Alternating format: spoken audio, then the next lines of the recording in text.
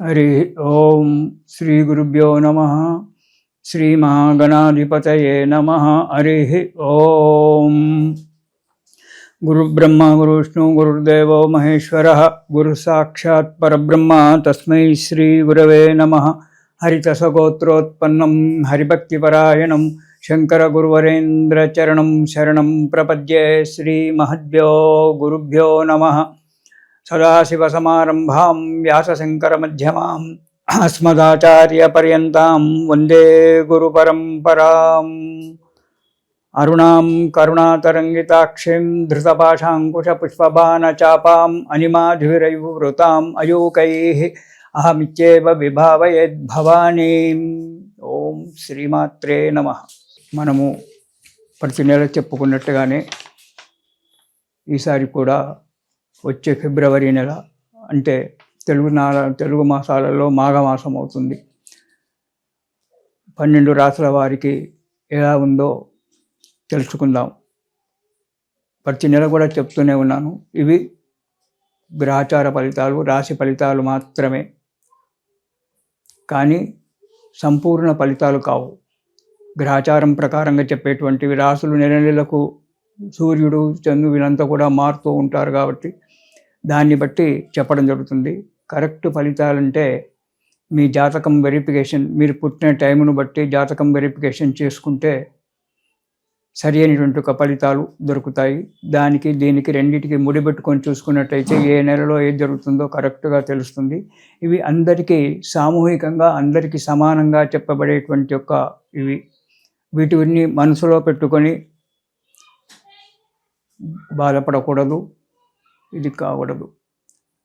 ఎందుకంటే ప్రతి నెలలో కూడా ప్రతి రాశికి మిశ్రమ ఫలితాలు ఉంటాయి. అంటే కొంత శుభము, కొంత కష్టము, కొంత సుఖము, ఇలా రెండు కలిసి ఉంటాయి ప్రతి రాశిలో. ప్రతి నెలలో కూడా ప్రతి రాశికి కూడా వాటిని చెప్పడం జరుగుతుంది.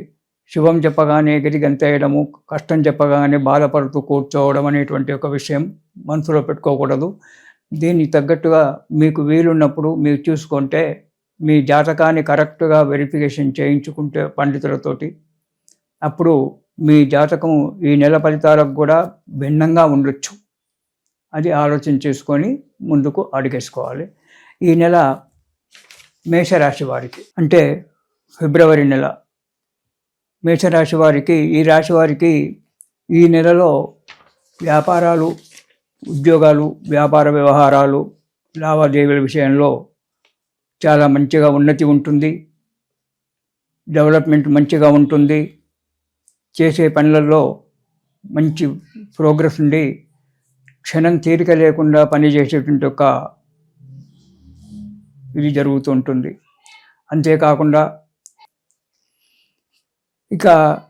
అంతేకాకుండా ఇంటిలోనికి విలువైన వస్తువులు తీసుకొని రావడం, స్థిరాస్తులు చరాస్తుల గురించి ప్రయత్నాలు చేయడము, ధైర్యంతో వాటిని కొనుక్కోవడము అనేటువంటిది కూడా జరుగుతుంది. ఇంటిలో శుభకార్యాలు చేయడము లేదా శుభకార్యాలలో పాల్గొనడము ఉంటుంది. దానివల్ల అధికమైన ఖర్చులు అనేటువంటివి రావచ్చు.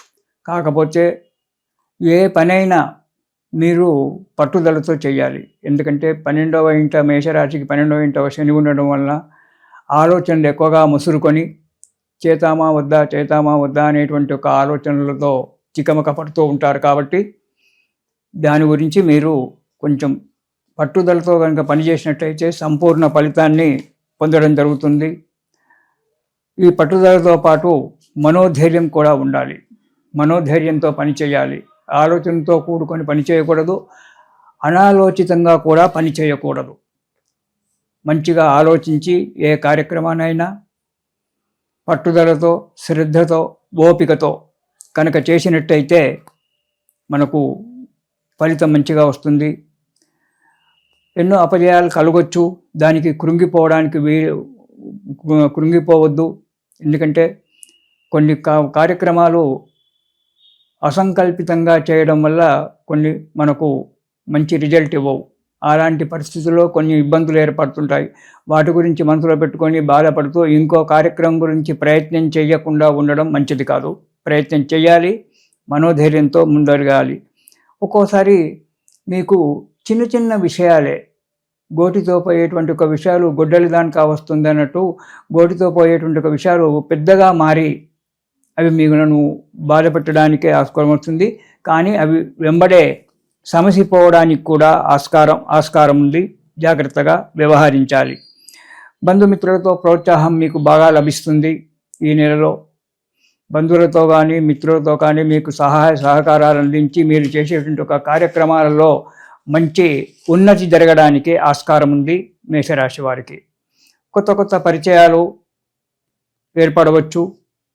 ఈ పరిచయాల విషయంలో మాత్రం జాగ్రత్తగా ఉండాలి.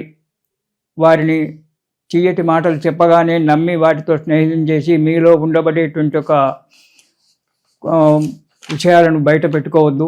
జాగ్రత్తగా ఆలోచించి వారితో పరిచయాలు ఏర్పరచుకోండి. కొన్ని పనులు మాత్రం కొద్దిగా కష్టపడితేనే, శ్రమతో కానీ ఆ పనులు నెరవేరడానికి ఆస్కారం ఉంది. జాగ్రత్తగా వహించి మనోధైర్యంతో పట్టుదలతో కార్యక్రమాలు చేపట్టండి. మేషరాశి వారికి ఈ నెలలో మంచి ఫలితం కలగడానికి ఆస్కారం ఉంది.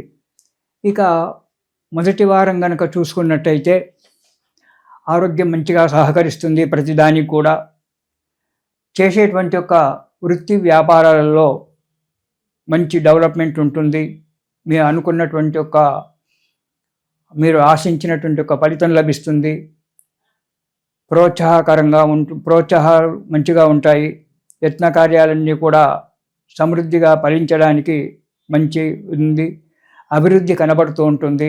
మీకు ఆనందంగా సంతోషంగా ఉంటారు మొదటి వారం. ఇక రెండవ వారం కనుక చూసుకున్నట్టయితే దేశ సంచారం అంటే మనస్సులో రకరకాలైనటువంటి ఒక పిచ్చి పిచ్చి ఆలోచనలు పెట్టుకొని ఊరికే రోడ్ల మీద తిరగడము, ఈ రాష్ట్రానికి వెళ్దాం ఆ దేశానికి వెళ్దాం అనేటువంటి ఒక ఆలోచనలతోటి దేశాటనాలు చేయడము, అనవసరంగా ఆరోగ్యం పాడు చేసుకోవడము, డబ్బు పాడు చేసుకోవడము కదులుతుంది. చేసే వృత్తి వ్యాపారాలలో అభివృద్ధి బాగానే ఉంటుంది, కానీ మనశ్శాంతి ఉండదు. చేసేటువంటి కొన్ని కార్యక్రమాలలో ఆటంకాలు ఏర్పడము, ఆటంకాలతోటే కార్యక్రమం నెరవేరడం అనేటువంటి జరుగుతుంది. ఉద్యోగస్తులకు ఈ రెంటింట్లో ఉండబడేటువంటి ఒక వాళ్ళకి స్థానచలనం జరగడానికి ఆస్కారం ఉంది ఈ నెలలో. కొన్ని రుణబాధలు, కొన్ని ఆకస్మిక సంఘటనలు మిమ్మల్ని బాధపెడతాయి. వాటి గురించి ఎక్కువగా ఆలోచించండి.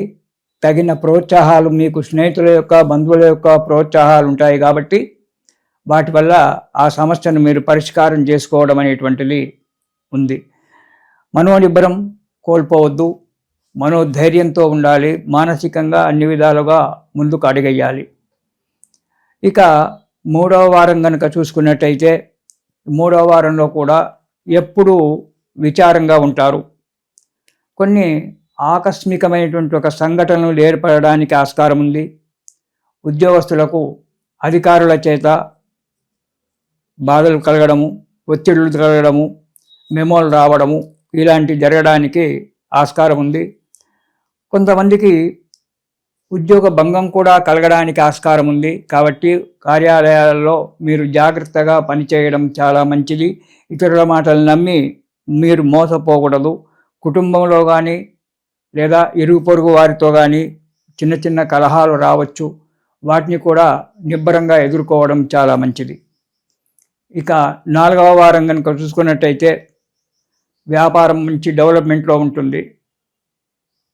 అనుకోనిటువంటి యొక్క కొన్ని ఆనందకరమైన విషయాలు మీరు వింటారు.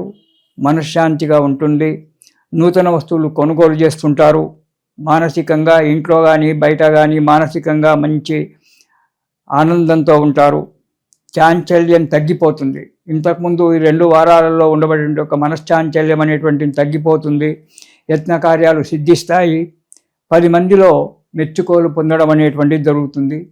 ఈ చిన్నటువంటి యొక్క కొన్ని ఆటంకాలు ఏర్పడతాయి కాబట్టి ఆ ఆటంకాలు తొలగిపోవడానికి మీరు ప్రతిరోజు కూడా ఆదిత్య హృదయము అనేటువంటి ఒక స్తోత్రాన్ని కనుక మీరు ప్రతిరోజు పారాయణ చేసినట్టయితే ఆ భగవంతుని దయ వల్ల మీకు అన్ని కార్యక్రమాలు నెరవేరి మీకు శుభము కలుగుతుంది.